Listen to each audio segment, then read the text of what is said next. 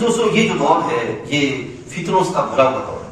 آپ گلی میں بیٹھ جائیں, آپ سوشل میڈیا پہ چلے جائیں, یہیں پہ بیٹھ جائیں تو آپ کو نئے نئے فتنے جو مارکیٹ میں ملیں گے. ایسے میں بہتر یہ ہے کہ بندہ اپنے آپ کو ان فتنوں سے بچا کے رہے. اس دور میں یہ نبی علیہ السلام نے فرمایا کہ ایک دور ایسا بھی آئے گا کہ پہاڑوں پہ جا کے رہنے والا بندہ اچھا ہوگا. ٹھیک ہے نا. جتنے فتنے آج نظر آتے ہیں لگتا ہے کہ محمود اسلام کا فرمان آج کے دور کے لحاظ سے جو بندہ اپنے آپ کو بچا لے گا, اپنے آپ کو چھپا لے گا, اپنے آپ کو محفوظ کر لے گا, ہاں جس کے پاس علم ہے اور وہ علم میں پختہ ہے تو اس پر تو لازم ہے کہ وہ زمانے میں کھڑے ہو کر فتنوں کا مقابلہ کرے اور اسلام کی سربلندی کا اہتمام کرے.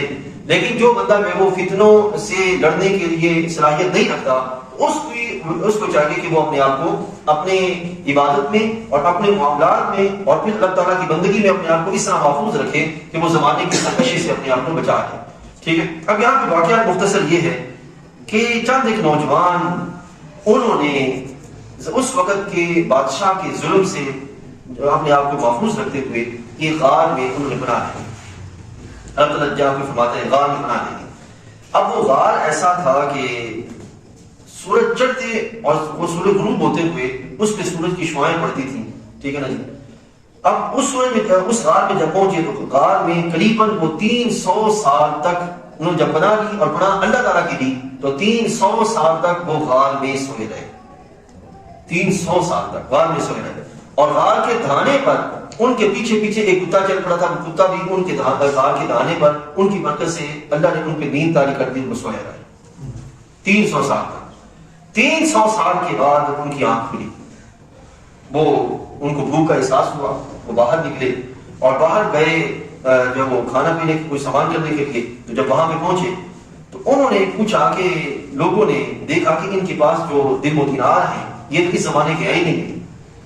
کوئی پرانے دور کا بندہ وہاں پہ موجود تھا. اس سے پوچھا کہ یہ درم و دینار, کہنے لگے کہ یہ تو فلاں زمانے کے بادشاہ کے درم و دینار ہیں جس میں وہ چلتے تھے.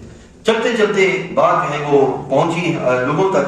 تو یہاں آیا کریمہ کی طرف آپ کو لیے چلتا ہوں. کہتے ہیں کہ یوں ہی ہم نے ان کو جگایا, آپس میں ایک دوسرے سے احوال پوچھے. ان میں ایک کہنے والا بولا تم یہاں کتنی دیر رہے؟ کچھ بولے ایک دن, کچھ اس سے کم. دوسرے بولے تمہارا رب بہتر جانتا ہے. تو اپنے میں ایک کو چاندی دے کر شہر بھیجو, پھر وہ غور کرے کہ وہاں کون سا کھانا زیادہ ستھرا ہے. اب کھانے کی بات ہے کہ تمہارے لیے اس میں سے کھانے کو لائے, اور چاہیے کہ نرمی کرے, ہر کسی کو اطلاع نہ دے. بے شک اگر وہ تمہیں جان لے تو تمہارا پتھراؤ کریں گے یا اپنے دین میں پھیر لیں گے, اور ایسا ہوا تو تمہارا کبھی بھلا نہ ہوگا. اور اسی طرح ہم نے ان کو اطلاع کر دی کہ لوگ جان لیں اللہ کا وعدہ سچا ہے اور قیامت میں کچھ شبہ جو ہے وہ نہیں ہے. جب یہ لوگ ان کے معاملہ میں باہم جھگڑنے لگے, اب جو باہر گئے لوگوں کو پتہ چل گیا کہ یہ تو فلاں صدی کے بندے ہیں جو کہ اس غار پہ سوئے رہے.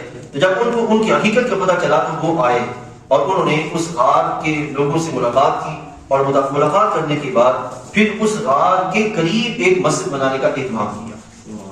یہ جو مزارات کے قریب مسجدیں بنائی جاتی ہیں یہ بڑے صحیح بات کو ہند میں نہیں چلی سلسلہ, بلکہ یہ شروع سے سلسلہ چلا رہا ہے. اب دیکھیے نا ہمارے آقا صلی اللہ علیہ وسلم کی مسجد شریف اور آپ کا حجرہ شریف کتنے قریب ہے. جو گئے ہیں ان کو جن کو شرف ملا وہ دیکھ محسوس کر سکتے ہوں گے کہ بالکل متصل ہے حجرہ شریف اور مسجد شریف. لیکن اگر کوئی ایسا معاملہ ہوتا کہ جس میں شرک کی کوئی بو کی کیفیت ہوتی تو صحابہ کرام رضوان اللہ علیہم اجمعین اور پھر خود نبی علیہ السلام, کیونکہ حدیث میں آتا ہے نبی علیہ السلام نے فرمایا جب سرکار کا وصال ہوا نا تو سرکار کی تدفین کا معاملہ آیا کہ دفن کہاں کیا جائے. تو حضرت صدیق اکبر بولے میں نے نبی علیہ السلام کو یہ فرماتے ہوئے سنا کہ سرکار نے ارشاد فرمایا کہ انبیاء علیہ السلام جہاں وصال کرتے ہیں ان کو وہیں پہ دفنایا جاتا ہے.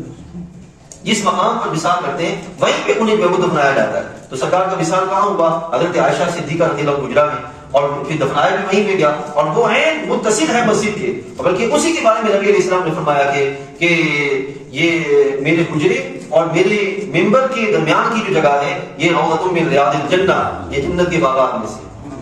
ٹھیک ہے نا. تو یہ مقام ہے وہ یہ سارے کے سارے جو اس واسطے عزیز دوستو یاد رکھیے گا یہ وہ مقامات ہیں کہ جہاں اللہ تعالیٰ جل وعلا کی رحمتوں کے سلسلے جو موجود رہتے ہیں.